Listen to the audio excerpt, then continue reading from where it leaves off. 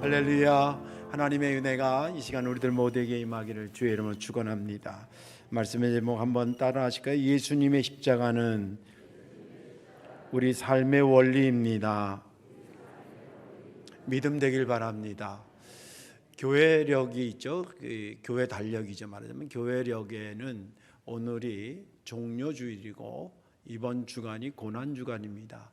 종료주일이라고 이름이 붙여진 이유는 예수님께서 저들의 정식적인 메시아가 되는 줄 알고 우리 장로님도 기도해 주셨지만 이제 막 사람들이 메시아를 맞는다고 기뻐가지고 환호성을 하는데 그 어떻게 표현할까 하다가 대추야자 열매입니다. 저 이파리입니다. 이게 1m 좀 넘어요.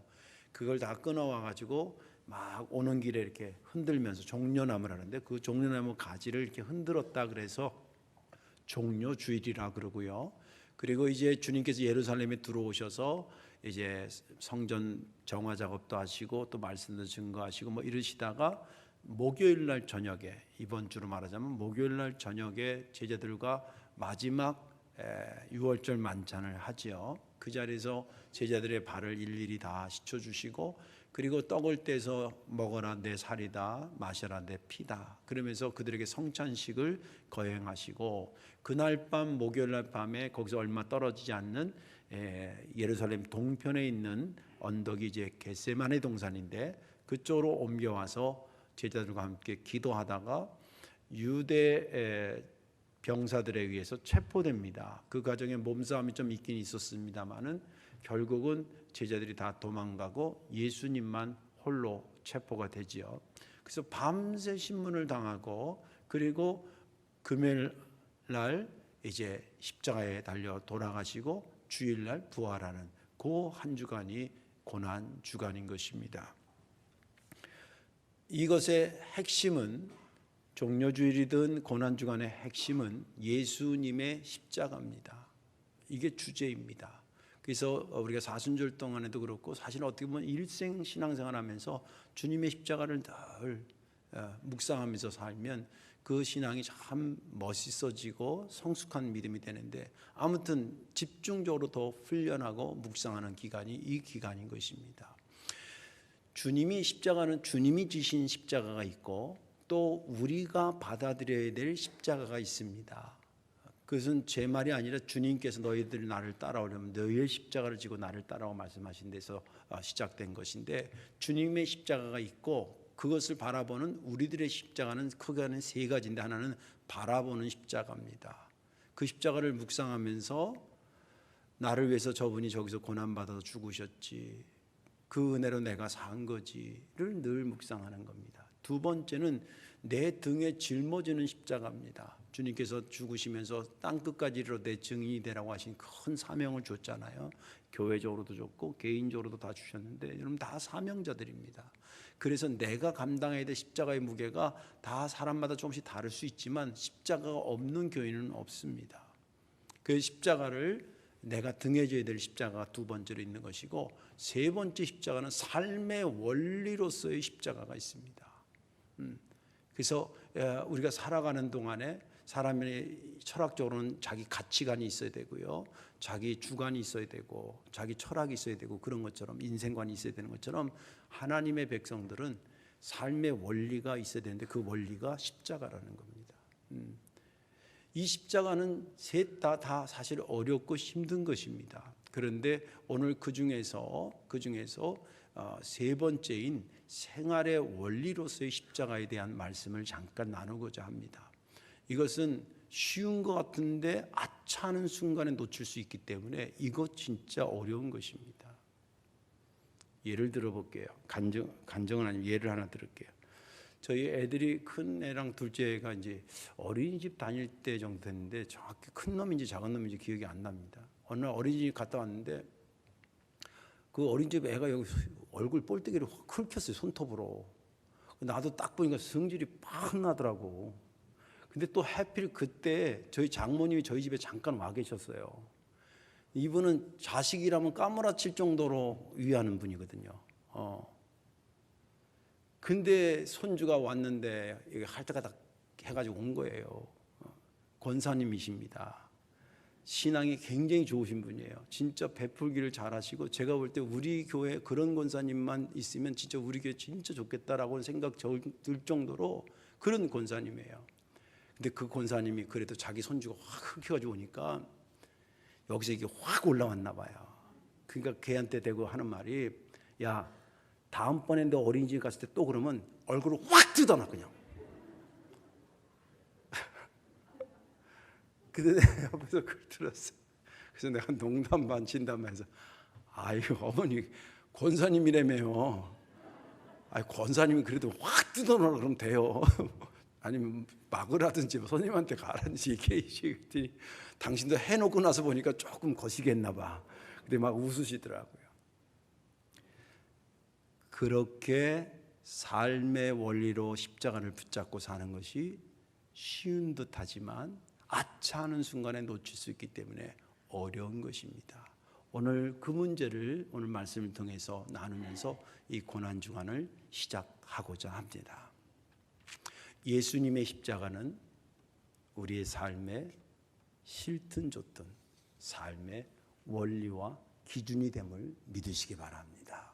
오늘 본문에 있는 말씀은요, 이제 이들이 초대교회를 얘기하는 거예요. 성령 받고 막 복음을 증거하면서 곳곳에 복음을 증거하기 위해 애썼습니다. 진짜 실제 또 많은 교인들이 생겨지기 시작했고, 곳곳에 가정교회 패턴이었지만 교회 공동체들이 막 이곳저곳에 우리로 말하면 교회가 막 세워지기 시작했습니다.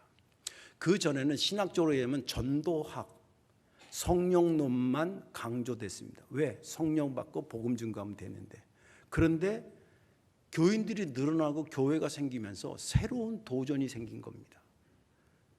어떤 거냐면, 교회도 세웠는데 교인들이 모였는데 이제 질서가 있어야 될 거 아닙니까? 그죠? 그러니까 그때부터 이제 교회론이 시작이 됐고, 신학적으로는 교회론이 시작됐고, 이 교인들이 예수 믿으면 구원받았으면 다음날 다 하나님 나라 가는 게 아니거든요.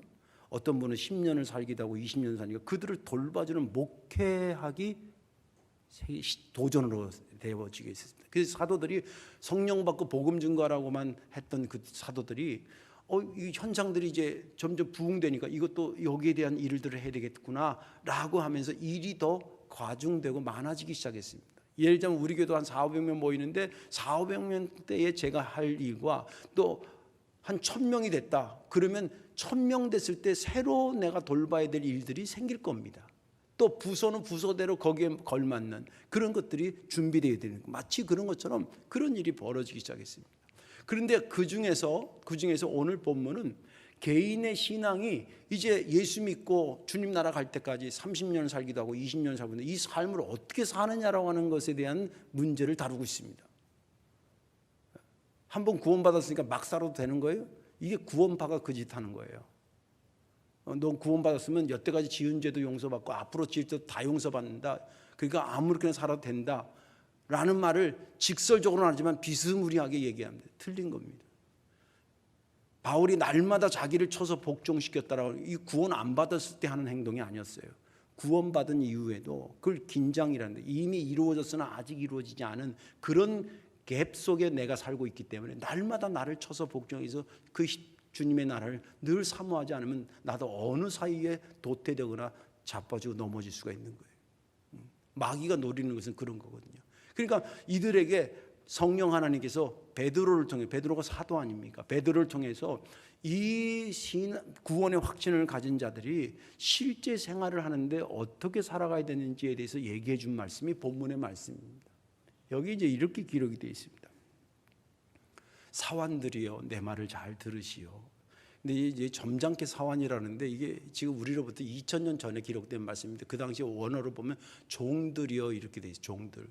근데 지금은 종이라는 개념이 조금 직업상 이렇게 잘 이해가 안 되잖아요. 근데 큰 의미로 보면 사장님이 나를 종업으로 불렀다 그러면 사실은 내가 거기에 종이 되는 건 마찬가지예요. 기분 나쁘게 생각하지 말고 계층으로 보자면 그렇다는 거예요. 내가 누구를 불렀으면 그 사람은 내가 같이 이 일을 하기 위해서 부른 사람이, 친구로 부른 건 아니잖아요.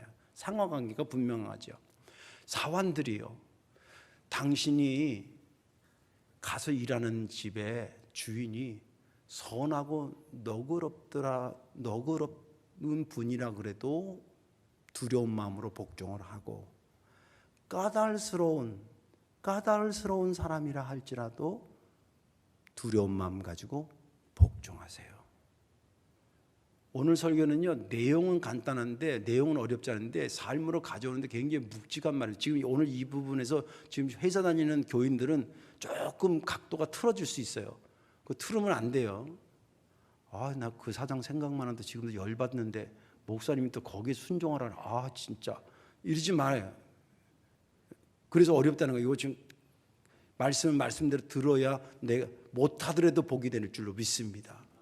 사환들이요, 당신들이 그렇게 갔을 때 주인이 좋은 사람이든 까닭스러운 사람이든 상관하지 말고 그렇게 하십시오.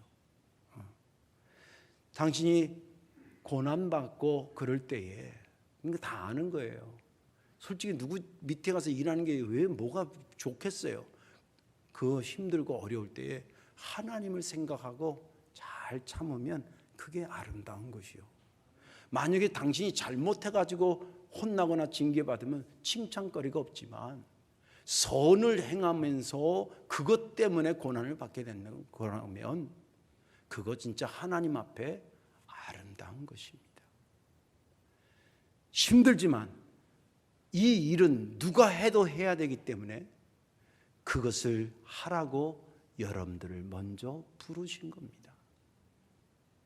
그 일이 어렵다는 것을 알기 때문에 우리 주님이 먼저 우리에게 샘플로 보여주셨습니다. 여러분들 아시다시피 그분은 죄도 없으시고 그분은 자기 입으로 거짓말을 하는 분도 아니었습니다. 그러나 그분이 욕을 당하고 고난당할 때에도 거기에 맞받아서 넌 나한테 욕해, 너도 두고만 넘어 이렇게 하거나 그러지 아니했습니다. 그대로 우리를 살리려고 하는 그 목적을 향해서 어떤 욕을 듣고 어떤 고난을 받아도 끝까지 그 걸음을 아낌없이 가신 분입니다. 모든 심판은 하나님께 맡기고 내가 이들을 살릴 것이 이거라고 생각하고 친히 나무에 달려 고난 받으시고 그 길을 완주하셨습니다. 이것은 죄에 대해서 우리로 하여금 죽게 하고 의에 대해서 살게 하기 위한 그분의 최선의 노력이셨습니다. 그가 채찍에 맞음으로 그래서 우리가 온전해진 것입니다. 그것이 없었다면 우리는 떠돌이 다니는 이른 양과 같은 존재였을 텐데 그분이 그것으로 완성함으로 우리는 참 목자를 만나고 참 감독자를 만나서 그분의 품에 이렇게 안겨 있는 것입니다. 그러니 여러분들의 삶의 현장에서 어디 가서 일할 때에 부당하고 억울한 일이 당하더라도 우리의 샘플이 대신 날 위해서 묵묵히 그 걸음을 가면서 그 욕을 다 받고 그 고난을 받으면서도 대항하지 않으며 그것을 완성하신 주님을 생각하면서 반드시 그 걸음의 승리자가 되기를 바랍니다 라고 하는 게 본문의 말씀입니다. 저는 지난 주간에 이 본문을 보면서 19절과 23절 그리고 24절 상반절이 은혜가 됐습니다. 19절 부당하게 고난을 받아도 하나님을 생각함으로 슬픔을 참으면 이는 아름답습니다. 23절 24절 욕을 당하되 맞대어 욕하지 아니하고 고난을 당하시되 위협하지 아니하시고 오직 공의로 심판하시는 이에게 부탁하시며 친히 나무에 달려 그 몸으로 우리 죄를 담당하셨으니. 이 23절과 24절 상반절은 뭐냐면 십자가는 이런 거라고 하는 걸 보여주는 겁니다. 십자가는 이런 거라는 거예요. 그것을 보여주는 것이고 그리고 19절은 그것을 삶의 원리로 살아가는 자의 모습은 이런 거라고 하는 걸 보여주고 있습니다. 그 두 가지가 이렇게 제게 도전이 되면서 은혜도 되고 또 반성도 되고 또 그것을 살아나가는 성도들을 보니까 마음도 뭉클해지고 아무튼 여러 가지로 은혜가 됐습니다. 여러분들 삶이 힘들고 어렵다 하더라도 오늘 말씀을 잘 귀담아 들으셔서 내용이 어려운 건 아니지만 사실 굉장히 묵직한 말씀을 듣는다 생각하시고 이 고난주간에 그 고난을 십자가의 고난을 그대로 내 삶의 원리로 가져오는 지혜가 있기를 주님의 이름으로 축원합니다. 자, 그렇다고 한다면 십자가를 삶의 원리로 삼으려면 어떻게 해야 할까? 방법을 가르쳐 드리는 것은 이 일이 쉽지 않기 때문에 방법을 가르쳐 주는 겁니다. 아무나 할 수 있는, 아무렇게나 해도 되는 일 같으면 방법을 가르쳐드리지 않지만 이게 어렵기 때문에 어떻게 해야 십자가를 우리 생활의 원리로 가져올 수 있냐는 거예요. 그 첫째는 뭐냐면 십자가는, 잘 드세요, 십자가는 반드시, 여기서 중요한 건 반드시입니다. 십자가는 반드시 부활의 축복으로 이어진다는 믿음을 가지시면 됩니다. 다시 말씀드릴게요. 어떻게 이 십자가를 삶의 원리를 가져오냐? 십자가는 반드시 부활의 축복으로 이어진다는 믿음을 가지고 걸어가라는 거예요. 오늘 19, 20절을 보면 부당하게 고난을 받아도 하나님을 생각함으로 슬픔을 참으면 이는 아름다우나, 또 20절 하반부에 선을 행함으로 고난을 받고 참으면 이는 하나님 앞에 아름다우니라. 19, 20절은 사실은 똑같은 내용을 두 번 반복합니다. 뭘 반복하냐면 십자가는 반드시 부활의 축복으로 이어진다는 말을 지금 반복하고 있는 거예요. 두 번이나. 그 십자가를 의미하는 거와 또 이 본문에 담겨있는 부활의 축복이 의미하는 것은 어떻게 나타나냐면 19, 20절에서 십자가는 이렇게 나타납니다. 부당하게 고난을 받지만 참는 거예요. 요즘 여러분들 인권 그래서 상당히 발달한 부분도 있지만 이게 너무 치우쳐가지고 뭐 어떻게 나 인권이 이러면 그냥 더 이상 말을 못하게 만들어. 이게 정말 삭막한 세상을 만들어가는 거예요. 예. 어제도 제가 어떤 분하고 얘기했지만 잘못하면 우리 옛날에 보면 선생님이 꼴반도 주고 말이죠. 또는 매루도 치고 말이죠. 야단도 치고 그래도 알겠습니다 그러고 배워. 뭐 이런 정감이 있었거든요. 요즘은 꼴반만 주기만 하면 카메라로 뒤다 찍는데 찍기만 해봐라, 찍기만 해. 이 세상 어떻게 무서워서 살겠어요? 예. 부당하게 고난을 받아도 참으라 그러면 에이 목사님 말 못하는 소리. 이게 물론 어떤 케이스 바이 케이스겠죠. 어떤 경우는 그거는 시정을 위해서 해야 되는 것도 있지만 전반적인 흐름은 이런 마음 가지고 대하자는 거예요. 부당한 것을 당해도 하나님을 생각하고 참는 거예요. 이거 십자가죠. 선한 일을 하면서 고난받지만 참는 거, 이거 십자가입니다. 그런데 그것은 십자가는 십자가로 끝나지 않아요. 오늘 본문은 십자가를 부활의 축복으로 이어지는데 그 부활의 축복은 뭐냐면 이는 아름답다. 이는 하나님 앞에서 아름다운 것이다 라고 표현하고 있습니다. 종합하면 십자가를 삶의 원리로 가져오면 반드시 부활의 축복이 너를 뒤따라오게 돼 있다라고 하는 것입니다. 그래서 어떤 상황이 닥쳤을 때에 우리가 고난당하고 억울한 것 같아도 하나님을 생각하고 주님의 십자가를 생각하고 견뎌내면, 순종하게 나가면 미련해 보이고 모자른 것 같고 멍청이 같아도 결국 부활의 축복은 너한테 임하게 돼 있다는 것입니다. 이것이 어떻게 가능할까? 목사님 그러면 다 뺏기고요, 거덜나요, 거덜나. 요즘 같으면 라고 반문할 수 있어서 이 말을 하는 겁니다. 이게 어떻게 가능하냐, 부당하게 고난당하는데 어떻게 부활의 축복이 거기 이어오냐는 거예요. 이유는 간단합니다. 하나님의 사랑스러운 시선이 우리를 지켜보고 있기 때문입니다. 계시록에 보면 이런 말씀이 있습니다. 거기에 이제 어려운 삶을 살다가 이 땅을 떠나서 주님 나라 온 자들의 그들을 바라보면서 성경에 이런 말씀이 있어요. 그 눈의 눈물을 닦아주시며, 이런 말이 있어요. 1차적으로는 그 눈물이 닦아졌다는 의미지만 2차적으로는 내가 이 눈물을 흘릴 때에 너의 그 통해하고 괴로워하고 힘들어하는 것을 내가 다 봤고 다 안다는 거예요. 근데 우리가 가끔 장례식 가면 안타까운 장례식 있잖아요. 그럴 때 이제 친인척들이 와서 부다지면서 조카야 눈에서 눈물을 닦아주고요.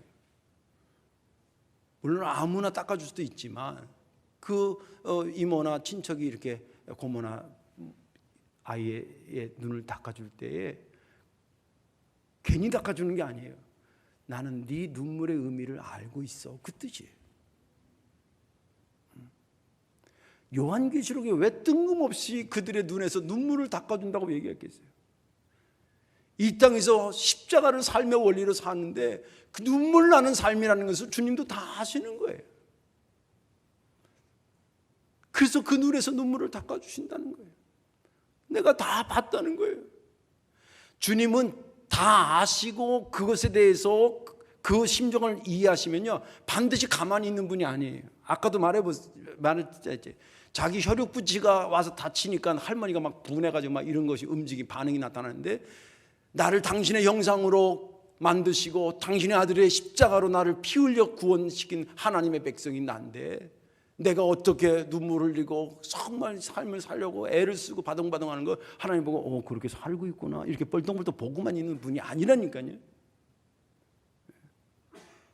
반드시 거기에 응답하시고 거기에 반응하시고, 어떤 반응이냐, 그 반응이 부활의 축복으로 반응하신다는 거예요.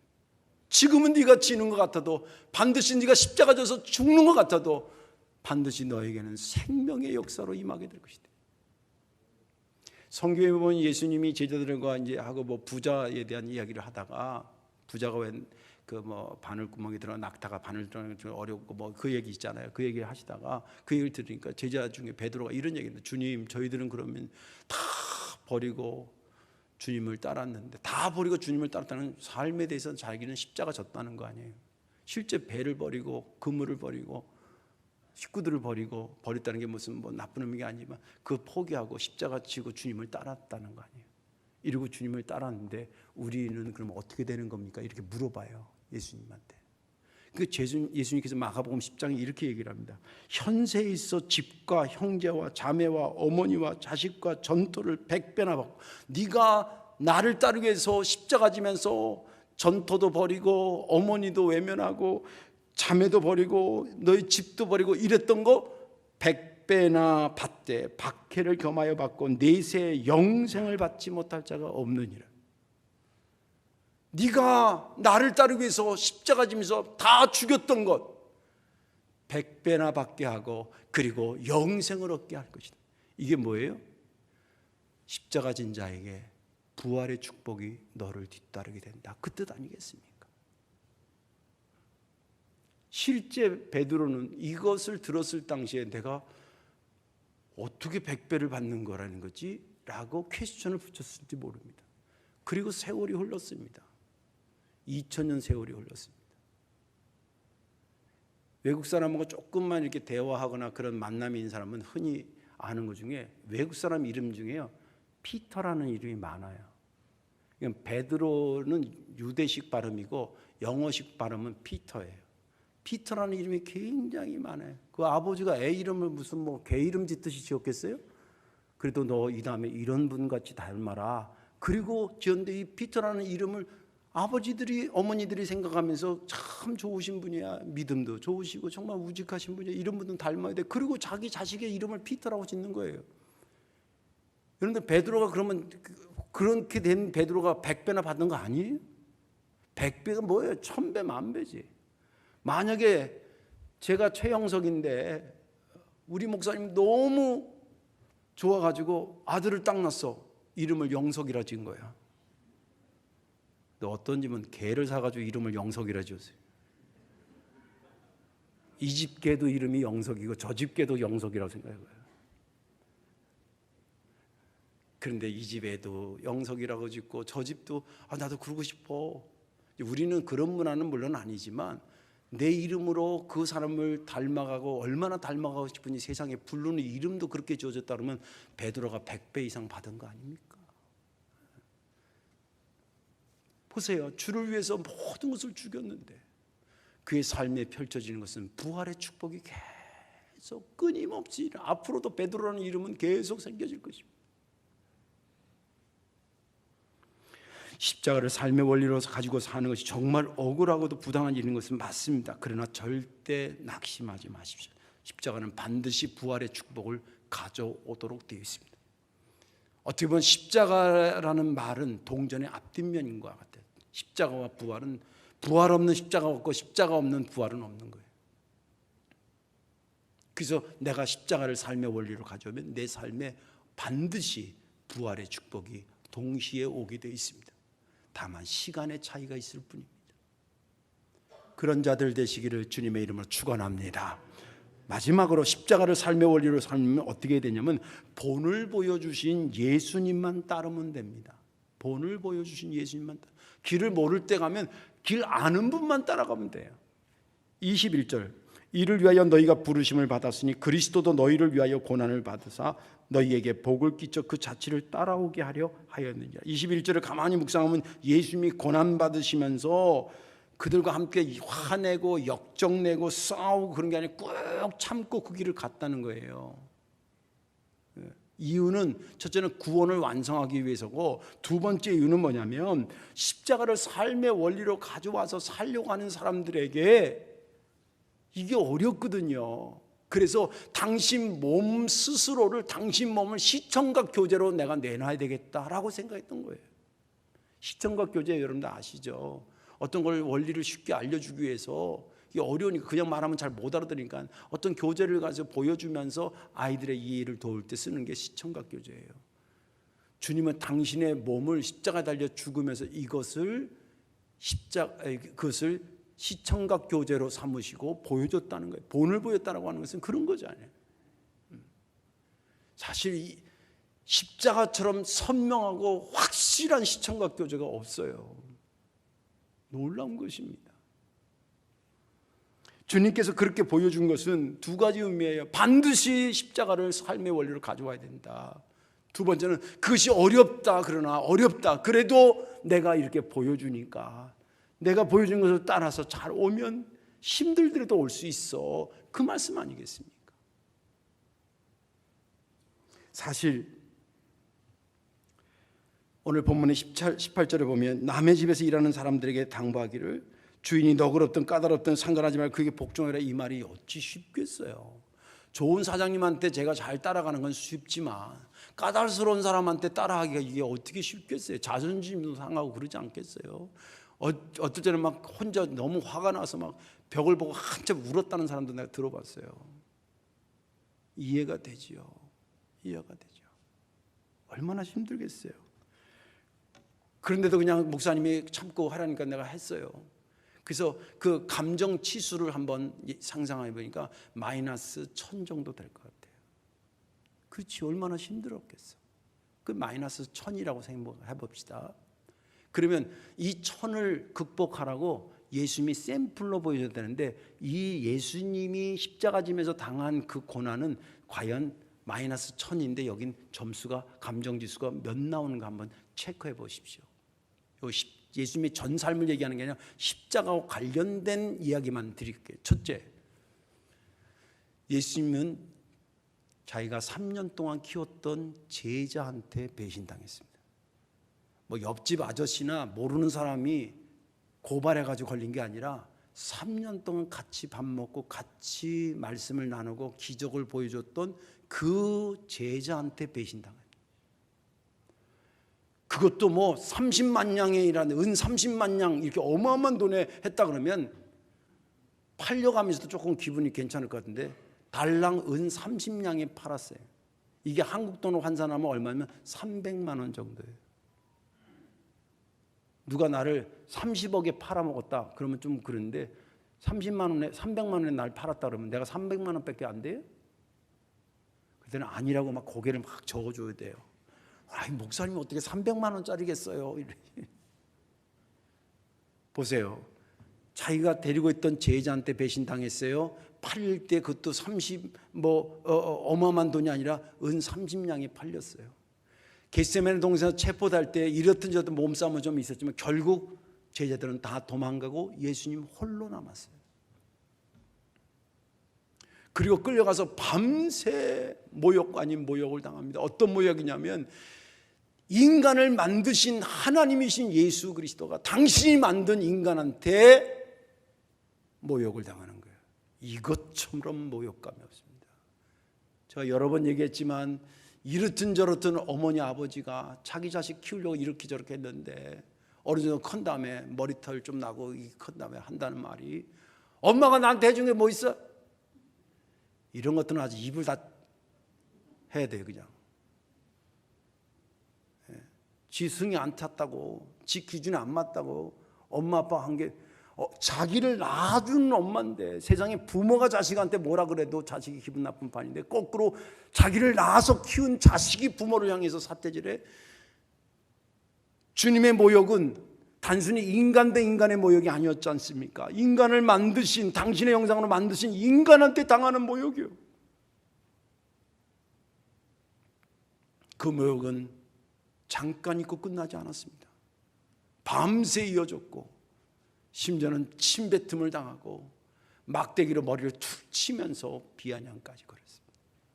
그리고 골고다를 언덕을 올라갈 때도 계속 주변에서 비아냥은 끊임없었습니다.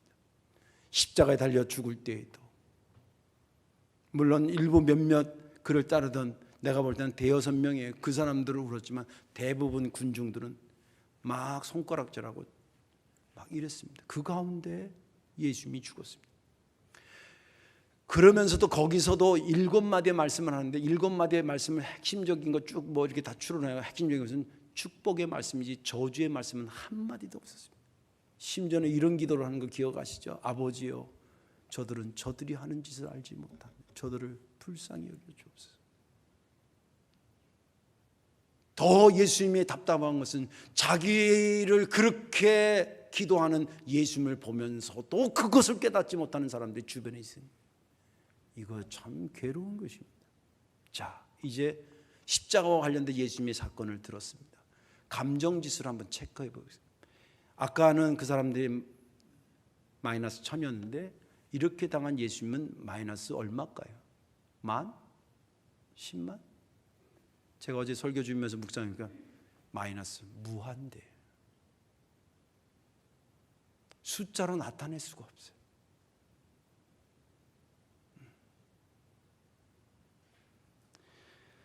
그러면서도 마이너스 무한대의 상태인데도 주님은 그거를 박차지 않고 끝까지 감내해 갑니다. 이유는 딱 하나예요. 내가 감내해 가면 이것으로 인해 많은 사람들이 살아난다. 그것 때문에 그 길을 가신 겁니다. 우리가 억울해도 참는 것은, 또 마음이 힘들어도 실제 참는 것은, 또 참으라고 설교도 하고 참아야 되겠다고 생각하는 것은 우리에게 샘플로 보여주신 예수님의 십자가에 비하면 게임이 안 되기 때문에 그런 것입니다. 조족지혈이라는 말이 것처럼 세 발의 피기 때문에 우리가 그분 앞에 머리를 조아려 오늘의 삶을 십자가로 틀 잡아 살아가는 것입니다. 이제 말씀을 정리하겠습니다. 초대교회가 기독교 역사를 조금만 알면, 아니면 세계사를 좀 알더라도 초대교회가 그렇게 박해 가운데 세월을 보내면서 314년에 로마가 기독교 국가가 됩니다. 놀라운 역사가 일어났습니다. 그 어느 군대나 어느 나라도 쳐부수지 못했던 로마를 기독교가 뒤집어 놨습니다. 방법이 뭐였다고 생각합니까? 제가 언제도 소개했지만 그리스도인으로 불려지는 7가지 이유라고 하는 책이 있어요. 기독교가 첫째는 그렇게 퍼져나갈 수 있고 로마를 변화시키는 성령의 역사지만 그것만이 아니라 그 당시에 그들이 살았던 삶이 사람들을 변화시키고 그렇게 했다는 거예요. 그들 힘들 때마다 부활의 축복으로 반드시 이어진다는 확신을 갖고 있었고요. 힘들 때마다 우리가 아무리 힘들어도 세상에 예수님이 십자가 달려 나 위해서 죽은 것만큼 힘들겠어? 그리고 견딘 거예요.